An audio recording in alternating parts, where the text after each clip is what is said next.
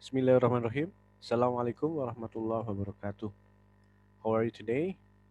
Fine. Alhamdulillah ya. Mudah-mudahan dalam kondisi sehat walafiat. Pada kesempatan kali ini kita akan membahas tentang text language barriers ya. Oke. Language barriers. Baik.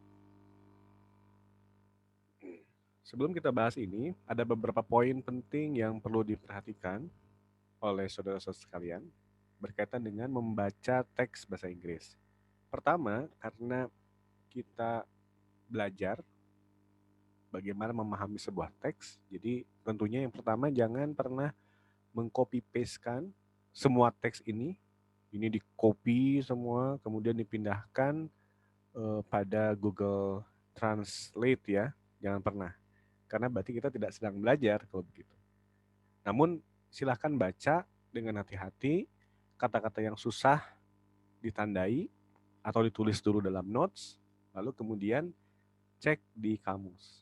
Itu cara paling mudah, paling praktis untuk menambah kosakata kita. Gitu. Jadi membaca atau bahan yang saya sampaikan sesungguhnya untuk tidak hanya semata-mata untuk apa, berlatih tentang teks itu, tetapi juga untuk menambah kosakata kita, ya kosakata kalian. Yang kedua, nah latihan-latihan yang dibuat sebetulnya untuk mengecek pemahaman kita. Jadi how far you understand the text.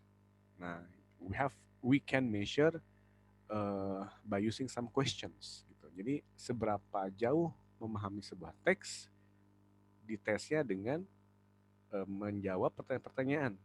Ya, baik itu pertanyaannya berbentuk essay, ya isian atau berbentuk option, pilihan. Nah, kalau misalnya nilainya 80 menunjukkan sudah paham teks tersebut. Kalau nilainya masih 60 ya berarti masih belum paham. Apalagi kalau di bawah 50 gitu. Jadi harus kembali lagi eh, apa membaca kembali teksnya ya. Dan tentunya yang ketiga, jangan pernah menyalin dari hasil pekerjaan temennya ya. Karena kalau menyalin berarti orientasi kita hanya terbatas pada beres tugas dan dapat nilai gitu, tetapi ilmunya tidak dapat gitu. Jadi saya sarankan kalau ada tugas-tugas atau pemberian latihan seperti teks ini, silahkan baca sesuai dengan kemampuannya. Kalau ada kata yang susah bisa di garis bawahi, ditandai, kemudian cari di dalam kamus, lalu kemudian cek menggunakan latihan-latihan. Kalau masih nggak paham juga, nah ikuti ya informasi yang saya dapatkan, yang saya berikan di sini. Baik, language barriers. Ini judul penting ya berkaitan dengan language barriers. Nah, kita harus tahu dulu apa sih ini barriers itu. Nah, kalau kita cek di kamus tentunya barriers itu artinya obstacles atau hambatan ya. Jadi hambatan-hambatan dalam bahasa. Language tentunya tahu ya bahasa. Oke. Kita lihat teks yang pertama atau baris yang pertama. You already might have heard a joke that goes like this. Kata ini mungkin agak agak susah ya, agak ini kata ada already, ada might, ada have, ada heard. Ini lebih lebih lebih pada kajian gramatikal sebetulnya ya dalam bahasa Inggris. Tapi secara sederhana saya ingin menyebutkan bahwa kalau kita bertemu dengan kata might have heard, ini menunjukkan kata mungkin ya. Anda mungkin pernah dengar. Jadi bisa, kalau mungkin berarti ada kemungkinan bisa dengar bisa belum gitu ya. Tapi si penulis menunjukkan bahwa ya mungkin ada yang pernah dengar dengan joke ini gitu. Tapi seandainya kita tidak tahu maksud might have heard ini, tidak masalah karena poin pentingnya ada di kata heard ya. Misalnya kita nggak tahu nih might have ini artinya apa secara grammar ya, karena ini memang pembahasannya grammar. Namun dengan tahu bahwa heard ini adalah kata lampau dari hear, mendengar, kemudian joke ya berkaitan dengan gurauan ya, lelucon, maka kita tidak kehilangan makna dalam kalimat ini gitu. Anda mungkin pernah mendengar joke ya yang mengatakan kurang lebih seperti ini. What do you call someone who speaks three languages? Trilingual Jadi kalau ada orang yang bisa bicara 3 bahasa disebutnya trilingual, correct, betul. And what do you call someone who speaks 2 languages? Kalau orang yang bicaranya 2 bahasa, terus jawabannya bilingual. Ini katanya bilingual. Oke, correct, betul. And what do you call someone who speaks only 1 language? Kalau ada yang eh, bah bicaranya cuma 1 bahasa saja, disebutnya apa? Nah, American, gitu. Orang Amerika. Ini lelucon gitu. Jadi katanya orang Amerika itu hanya bisa 1 bahasa. Bahasanya bahasa Inggris ya. Begitu, nggak bisa bahasa-bahasa yang lain. Nah, the punchline isn't always the same. Punchline-nya, jadi kata yang ininya biasanya nggak selalu sama, nggak selalu American saja. Kalau orang American itu berarti orang Amerika. Kalau orang Inggris disebutnya British. Gitu. Jadi bisa juga British serve equally well. Orang British, orang Inggris pun juga seringkali disebut someone who speaks only 1 language. Orang yang hanya 1 bahasa saja pun kadang-kadang disebut juga British ya, selain American. British serves equally well, for example. Ya. Contoh yang lainnya British. Gitu. Nah, the reality behind the joke, of course, is the native speakers of English are generally not great at learning foreign languages. Nah, ini. The reality behind the joke, jadi sebetulnya reality itu kan realitas, fakta. Ya. Jadi fakta behind, apa itu? Ya, behind itu di belakang. Jadi fakta di belakang joke ini, ya tentunya, bahwa the native speakers of English, jadi apa, native ini artinya eh, apa, pengguna atau penutur ya, orang yang berbicara asli gitu. Jadi penutur asli Inggris, ya orang-orang asli Inggris, berbahasa Inggris, mereka are generally not great at learning foreign languages. Jadi mereka itu tidak eh, bagus ya dalam belajar bahasa-bahasa asing gitu. Kenapa? Nah, because English is still the primary language of international communication. Karena bahasa Inggris bahasa utama, primary language, bahasa utama dalam komunikasi internasional. Jadi kemana-mana bisa bahasa Inggris. Jadi udah nggak usah belajar bahasa lain. Toh semua orang bisa bahasa Inggris gitu. Kurang lebih begitu pemahaman.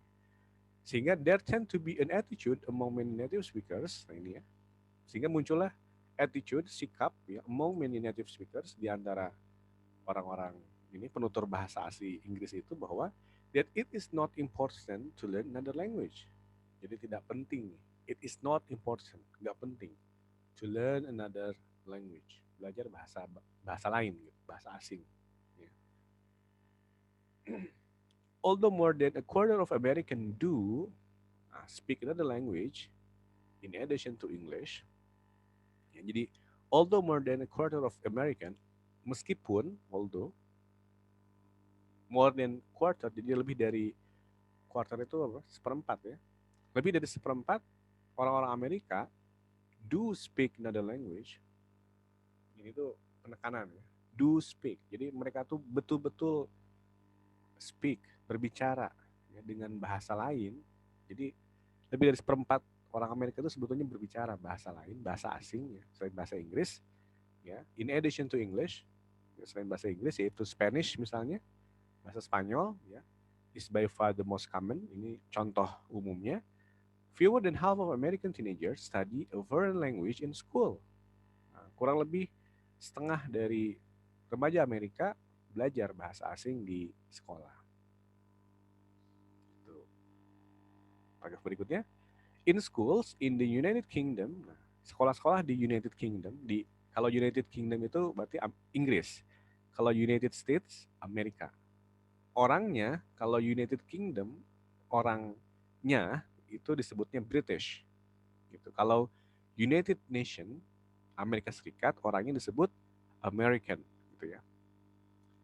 Jadi in schools in the United Kingdom, the total number of teenagers who study a language other than English actually has been decreasing in recent years. Jadi jumlah ya para remaja yang belajar bahasa asing selain bahasa Inggris ternyata has been decreasing in recent years. Turun gitu. Decrease itu turun. Kalau increase naik, kalau decrease turun. Mengapa? Nah, mainly because since 2004 it has not been obligatory to study a foreign language after the age of 14. Karena ada aturan sejak 2004 bahwa belajar bahasa asing itu it has not been obligatory. Jadi tidak wajib. Jadi it has not been obligatory, tidaklah wajib belajar bahasa asing setelah usia 14 tahun. Kemudian French is still the number one foreign language in British schools. Nah, bahasa Prancis ini bahasa asing nomor satu di sekolah-sekolah Inggris. With Spanish having risen to second place ahead of German in third. Yang keduanya bahasa Spanyol, kemudian yang ketiganya baru bahasa Jerman. But shockingly, namun yang mengejutkan, the proportion of 14 to 16 years old pupils dari 14 sampai 16 tahun, ya, siswa yang berusia, pupils itu bukan mata, ya, tapi students. Jadi students juga suka disebut sebagai pupils, jadi pelajar ya.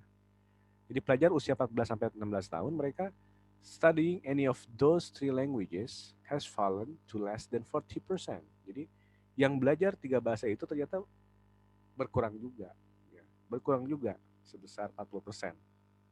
Alarmed by such statistics, alarmed by, jadi diperingati oleh statistik ini, kemudian the British government now has plans to make it obligatory for all school children to start studying a foreign language at the age of 5. Pemerintah Inggris kemudian berencana membuat obligatory, kebijakan yang mewajibkan bagi seluruh siswa-siswa sekolah to start studying, untuk mulai belajar lagi foreign language at the age of 5, saat usia 5 tahun. Jadi mulai belajar bahasa asing di usia 5 tahun. Oke. Kalau di Indonesia nampaknya sudah belajar banyak bahasa ya, selain bahasa Sunda sebagai bahasa ibunya, bahasa Indonesia tentunya, kemudian bahasa asingnya ada bahasa Inggris, ada bahasa Jepang, ya, bahkan di pesantren ditambah dengan bahasa Arab. Baik, paragraf terakhir. In schools, di sekolah-sekolah, in both the US, tadi United States, US itu singkatan dari United States atau Amerika, and the UK, United Kingdom atau Inggris, ya, there has been an expansion in new foreign languages rather than the traditional European ones. Jadi mereka mulai melakukan ekspansi, memperluas bahasa asing baru selain bahasa Eropa yang tadi, yang Prancis, Spanyol, Jerman. Ada lagi bahasa yang baru.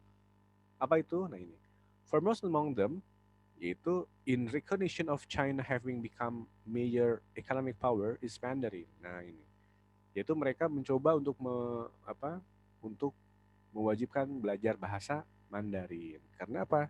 Karena China having become major economic power. China menjadi kekuatan ekonomi, ya, sehingga mereka harus belajar bahasa Mandarin. The number of British pupils taking Mandarin classes, for example, has tripled in the last few years. Jumlah siswa Inggris yang mengambil kelas Mandarin, contohnya, ternyata 3 kali lipat, lebih besar di beberapa tahun terakhir.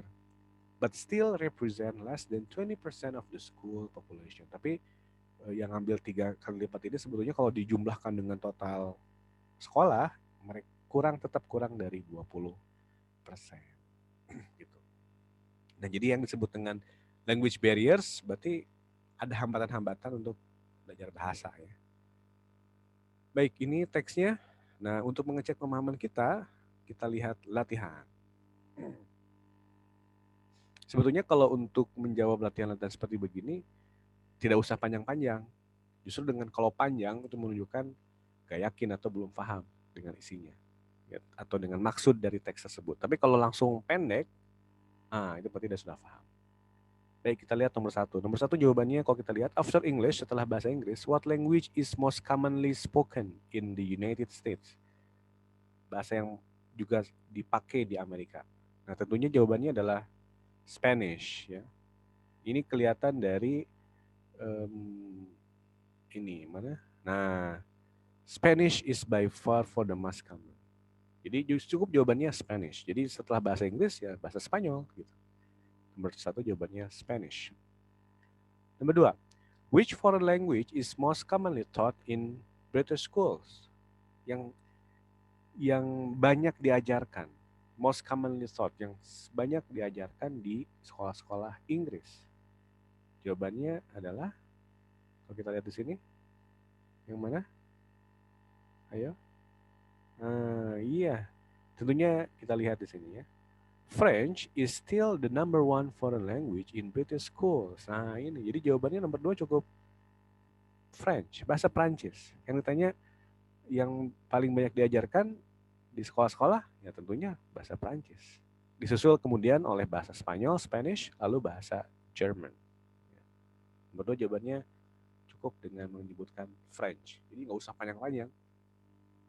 Ya. Kemudian nomor tiga, according to the text, nah berdasarkan teks gitu, what is the main reason, alasan utama for the recent decrease, terjadinya penurunan in the number of British teenagers who study foreign language at school, penurunan jumlah pelajar atau remaja Inggris yang mempelajari bahasa asing. Alasannya apa? Nah, tentunya alasannya tadi ini ya. Bisa aja sih disebutkan because since 2004 it has not been obligatory to study foreign language after the age of 40. Ini jawabannya. Nah, karena tidak diwajibkan. Gitu. Tapi nggak usah ditulis dari in school terlalu panjang, cukup aja yang poin pentingnya. Tidak diwajibkan. Karena nggak diwajibkan, turun. Oke. Lalu nomor 4, what has contributed apa yang memberikan kontribusi, yaitu the increased teaching of Mandarin, meningkatnya pembelajaran Mandarin in American and British schools. Nah, tentunya langsung kita ketahui ya bahwa ini because China, nah ini aja, China having become major economic power, karena China menjadi economic power, major economic power. Gitu. Berikutnya, what number 5 ya, the text contains a fact. Jadi teks ini berisi fakta adanya that suggest the joke at the start is little unfair. Ada lelucon yang katanya sedikit tidak adil. Apa itu? Gitu. Apa? Ya tentunya ini kan menunjukkan bahwa nomor 5 ini menunjukkan apa faktanya nih, sehingga muncul bahwa orang yang disebut yang belajar satu bahasa itu, kalau kita lihat lagi teksnya ini, kalau orang yang hanya satu bahasa disebutnya American gitu. Nah, dari fakta, kalau fakta berarti ya saja nomornya atau jumlah yang mempelajari bahasa asing, ternyata di sini disebutkan apa? Iya, bahwa disebutkan a quarter of American do speak another language. Ah, ini. More than quarter do speak another language. Jadi disebut unfair itu sebetulnya tidak benar juga bahwa orang Amerika itu hanya bicara satu bahasa saja. Tidak benar, karena faktanya ini, more than a quarter, lebih dari seperempat orang Amerika do speak another language. Ini jawabannya. Ya. Baik, yang terakhir untuk soal essay, ini tentunya pendapat Anda, saudara-saudara sekalian ya. Would you agree that English is still the primary language of international communication? Anda setuju bahwa bahasa Inggris masih menjadi bahasa utama dalam pergaulan atau komunikasi internasional? Iya ya, tentunya setuju. Give reasons to support your answer. Ini pendapat kalian. Boleh sih mengacu ke sini, atau kalaupun tidak juga bisa. Misalnya kalau kita mau pergi kemanapun pasti menggunakan bahasa Inggris. Bahkan paspor pun juga selain pakai bahasa Indonesia juga ada bahasa Inggris ya, misalnya. Terus kemudian apa lagi? Gadget. We use gadget, mostly use English gitu. Gadget atau apa lagi? Teks ya, berbagai macam, atau makanan atau internet gitu, semuanya menggunakan bahasa Inggris gitu sebagai fakta atau alasan bahwa bahasa Inggris menjadi bahasa utama. Bahkan termasuk di prodi PAI ya, prodi Pendidikan Agama Islam. Prodinya kan Pendidikan Agama Islam. Jadi ini jadi calon-calon pendidik agama Islam. Namun tentunya bahasa Inggris saja ada 3 tingkat, Inggris 1, Inggris 2, Inggris 3 gitu. Itu menunjukkan bahasa Inggris memang menjadi bahasa utama juga, sehingga saudara-saudara harus mahir bahasa Inggris selain juga mahir bahasa Arab dan juga bahasa Indonesia. Itu bisa juga digunakan sebagai fakta. Nah, saya pertemukan yang nomor 6 ini hampir rata-rata alasannya sama. Ditolong nanti ke depan untuk yang open answer, yang jawabannya terbuka, give your own reasons, not your friends' reasons. Ya. Baik, berikutnya saya cepat-cepat saja untuk exercise 2. Ini banyak kesalahan, bisa jadi karena tidak memahami teks secara utuh, ya, atau mungkin salah menjawab. Baik, kita lihat nomor 1. More British school pupils learn Mandarin than German. Kita harus memilih apakah teksnya true. Jadi kalau true itu ada dalam teks, pernyataannya benar dan didukung dalam teks. Kalau false, pernyataan salah dan memang di dalam teksnya juga menunjukkan kekeliruan gitu. Sementara D doesn't say, tidak sama sekali dibahas di dalam teks. Ya. Sehingga nomor 1 disebutkan di sini bahwa more British school pupils, jadi para pelajar di Inggris, ya, mereka belajar learn Mandarin dan German. Mereka lebih banyak belajar Mandarin daripada Jerman. Ada tidak yang menjelaskan itu? Kalau kita lihat di sini, disebutkan hanya sebatas bahwa kelas-kelas di Inggris mereka sampai triple, 3 kali lipat, tetapi tidak dibandingkan dengan secara angka dengan Jerman, ya. Jadi sebetulnya di nomor 1 itu tidak dibahas. Jadi nomor 1 jawabannya D, doesn't say. Doesn't say. Number 2, more British pupil learn Spanish than German. Banyak orang di sekolah-sekolah Inggris, Spanyol itu lebih banyak dipelajari dibandingkan Jerman. Nah, ini jawabannya betul? Oke, yes, true. Dari mana? Nah, dilihat dari urutan di sini. Jadi Spanish having risen to second place ahead of German in third. Jadi pertama Prancis, kemudian Spanyol, ketiga Jerman. Dan yang mereka bilang bahwa bahasa Spanyol lebih banyak pelajari dibandingkan bahasa Jerman di sekolah-sekolah Inggris gitu ya. Jadi pernyataannya benar, true untuk nomor 2. Nomor 3. The British government doesn't seem worried by the situation regarding foreign language in school. Pemerintah Inggris katanya tidak worried. Nah, tentunya keliru karena kalau kita lihat di teks ini ada ungkapan ini ya, alarmed by ini gitu. Alarmed by such statistics, akhirnya British government now has planned to make it obligatory. Alarm ya ini. Alarm itu kan diperingati oleh statistik. Jadi dia merasa khawatir gitu. Bukannya nggak khawatir, dia malah khawatir. Makanya ada lagi kebijakan baru. Jadi nomor 3 jawabannya false. Nomor 4. Fewer than 20% of Americans are trilingual. Angkanya tidak ada penjelasan, 20% nggak ada. Sehingga nomor 4 jawabannya doesn't say, D. Number 5. Mandarin is an example of traditional foreign language in American and British schools. Mandarin itu sebagai contoh ini, bahasa asing tradisional. Nah, keliru ya, harusnya dia new bukan tradisional. Karena yang tradisional itu yang sebelumnya dipelajari seperti French, Spanish, dan German. Jadi jawabannya false. Nomor 5 false.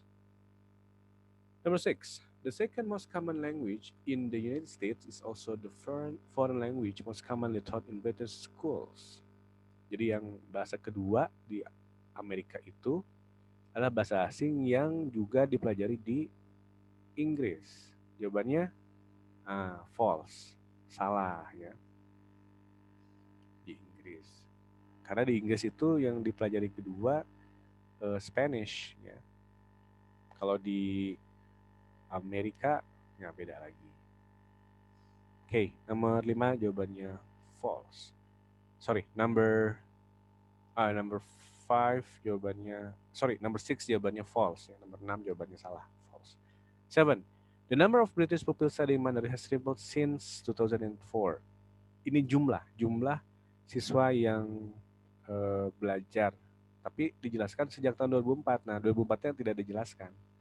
Sehingga sebetulnya nomor 7 jawabannya doesn't say, tidak dijelaskan. Nggak ada cut 2004 itu. Nomor 8. More than half of American teenagers study Spanish in school. Lebih dari setengahnya. Nah, keliru ya. Nomor 8, false. Tidak setengahnya, malah kurang dari setengahnya. 9, number 9, it is obligatory, wajib katanya, for British school children to study foreign language from the age of 5. Nah, di sini kesalahannya usia 5 tahun. Padahal harusnya 4, ya, the age of 4. Jadi nomor 9 jawabannya false. Dan terakhir, 10, in British schools, it is obligatory to study French from the age of 11 to 16. Jawabannya adalah salah. Ya. Mereka belajar bukan dari usia 11 tahun, kalau kita lihat di teks di sini, namun lebih ini lagi ya, dari 14 tahun sampai 16 tahun. Bukan dari 11, tapi dari 14 tahun. Baik, itu saja. Terima kasih. Mudah-mudahan cukup jelas ya. Tinggal dicek lagi ininya apa jawabannya.